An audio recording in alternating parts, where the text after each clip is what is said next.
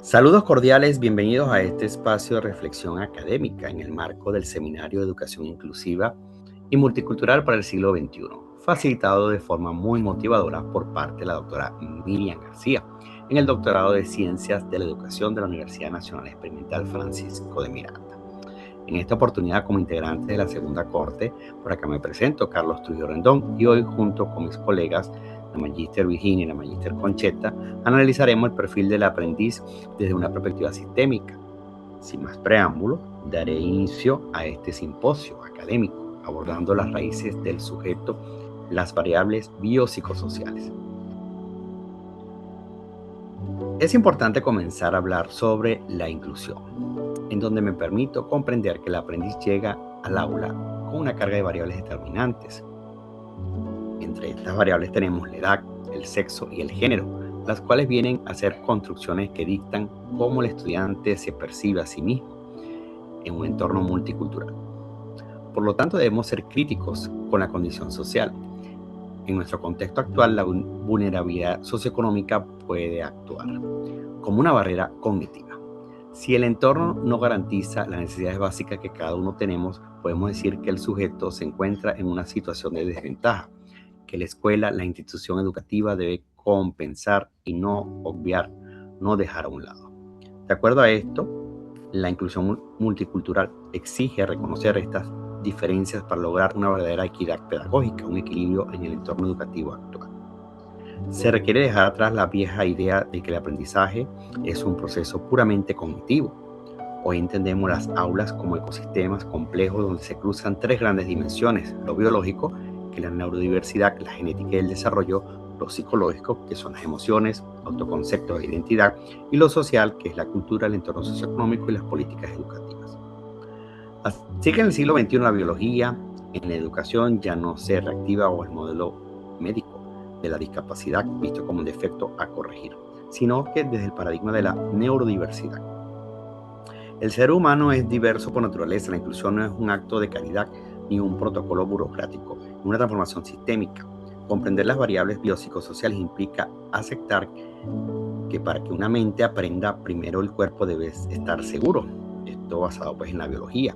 El corazón debe sentirse valorado, tomando la psicología, y el entorno debe derribar de raíz sus prejuicios y barreras, volviendo a lo social.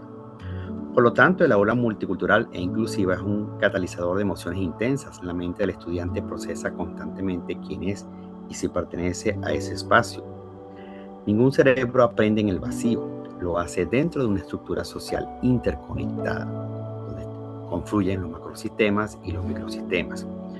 Sin embargo, estas variables externas son solo la mitad de la historia. Aún falta un gran camino por recorrer en este ámbito de la educación inclusiva y multicultural.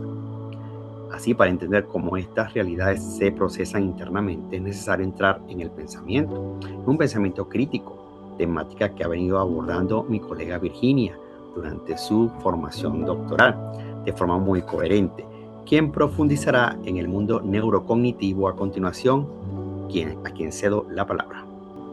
Gracias, Carlos.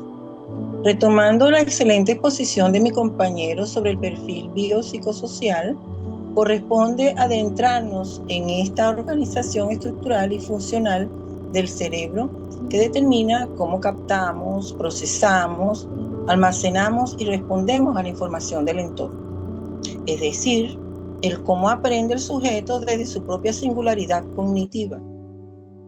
Tradicionalmente, los sistemas educativos se han diseñado para un estudiante promedio que no existe.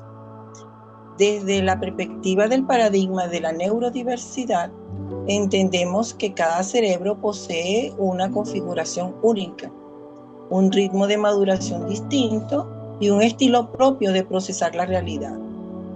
Por lo tanto, la neurodiversidad no es un déficit que debe corregirse, es un valor intrínseco de la condición humana y el verdadero motor del aprendizaje autónomo. Para que una aula multicultural sea verdaderamente inclusiva, debemos centrar la mirada en el desarrollo de las competencias neurocognitivas del estudiante en este siglo XXI. Aquí juegan un papel rector las funciones ejecutivas, las que podemos definir como el centro de mando de nuestro cerebro. Estas funciones integran tres componentes esenciales: la memoria de trabajo, que nos permite retener y manipular información en tiempo real para resolver problemas complejos; la flexibilidad cognitiva, que es la capacidad de adaptarnos a los cambios, ensayar nuevas rutas cuando una estrategia falla y manejar la incertidumbre en entornos diversos; el control inhibitorio, que es la habilidad de regular nuestros impulsos, mantener la atención focalizada y postergar la gratificación en pos de una meta académica. En el contexto de la educación multicultural, estas competencias no se manifiestan de manera uniforme, sino que varían según los estímulos, el contexto social que lo rodea, de donde provienen sus vivencias y la identidad biológica que define a cada aprendiz. Respetar el origen y la condición de cada estudiante implica necesariamente diseñar entornos que fortalezcan este andamiaje neurocognitivo sin pretender uniformarlo. La metacognición es la mente observándose a sí misma, evaluando si la estrategia que está aplicando funciona para resolver un problema o si necesita modificarla. Es el pensar en cómo pienso. Ahora bien, si hablamos de la metacognición y autonomía, se puede decir que es la capacidad de aprender a aprender. En el nivel doctoral se entiende de manera más profunda como la facultad consciente y crítica que tiene el alumno para monitorear su propio proceso cognitivo, evaluar sus aciertos, reconocer sus límites, elegir de manera razonada las mejores estrategias de resolución ante un problema. El objetivo último de la educación inclusiva es potenciar estas competencias para formar estudiantes autónomos e independientes. La autonomía cognitiva es el mayor acto de equidad social que podemos proveer. Significa dotar al sujeto de las herramientas para que autogestione su conocimiento a lo largo de la vida, independientemente de su punto de partida. Sin embargo, colegas, las funciones ejecutivas y los procesos metacognitivos del estudiante requieren más bien de un entorno socialmente situado y de una guía experta.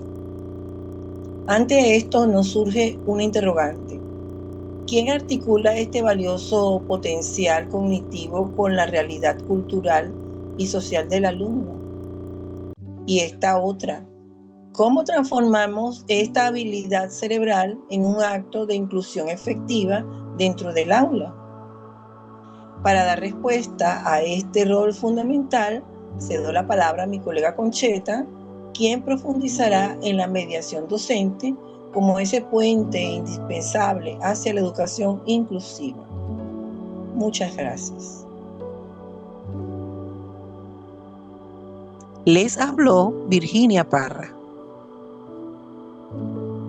Bueno, muchísimas gracias, Virginia, por tu valioso aporte a este simposio. Como hemos escuchado de Virginia, tenemos un sujeto con una realidad social compleja y un potencial cognitivo que necesita ser estimulado. Es aquí donde la figura del docente transciende de la mera instrucción. Saludos, les habla Concheta Garófalo y voy a abordar el tema de la mediación docente como eje transformador.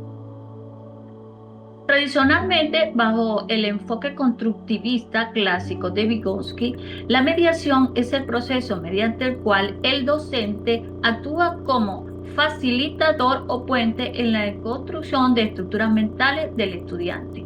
Sin embargo, según autores como Echeta, la educación inclusiva transforma sustancialmente esta definición. Desde la inclusión, mediar no significa lograr que el estudiante diverso haga silencio y se acomode pasivamente a los patrones culturales de una supuesta normalidad imperante. Es ecoconstrucción y diseño universal. La mediación inclusiva se entiende como un proceso relacional e interdisciplinario donde el docente diversifica las formas de presentar, motivar y evaluar la información. Su meta es derribar las barreras pedagógicas e institucionales para garantizar que todos los alumnos adquieran un aprendizaje significativo basado en la equidad y la justicia social. Por lo tanto, cuando queramos entonces entrar a lo que significa la mediación como eje transformador, podemos decir que este es el núcleo donde la mediación docente posee una condición biopsicosocial única condicionada por barreras biológicas, cognitivas y el entorno social determinado. Ahora, para que la mediación funcione efectivamente como un eje transformador en el siglo XXI, de acuerdo a Cheita y autores como Arellano, es urgente superar el aislamiento del maestro, el cual muchas veces sigue limitado haciendo uso de herramientas tradicionales y obsoletas por falta de capacitación. Entonces, ¿qué se requiere? Se requiere entonces avanzar de forma decisiva hacia modelos de ecología, de la equidad y del voluntarismo sistémico. Conforme a esto, Pérez considera que esto implica un esfuerzo coordinado a nivel de toda la cultura institucional, promoviendo el trabajo colaborativo, el uso creativo de las tecnologías digitales inclusivas y la formación continua del profesorado. Por otra parte, Soto enfatiza que, que la mediación inclusiva no puede quedarse solamente en la buena voluntad del profesor dentro de su aula de manera aislada, sino que requiere de un engranaje institucional conformado por intérpretes, codocencia, liderazgo académico, entre otras, para que el estudiante realmente no quede excluido. Definitivamente, la mediación docente solo será transformadora si el sistema educativo saca al maestro del aislamiento didáctico y lo capacita en nuevas estrategias pedagógicas y tecnológicas que están ahora exigiendo las nuevas herramientas emergentes y la transformación educativa. Bueno, en nombre de los especialistas a cargo de los temas anteriores y del mío propio, esperamos que este análisis aporte valiosa información para su formación docente y para sus trabajos de investigación. Muchísimas gracias por su atención.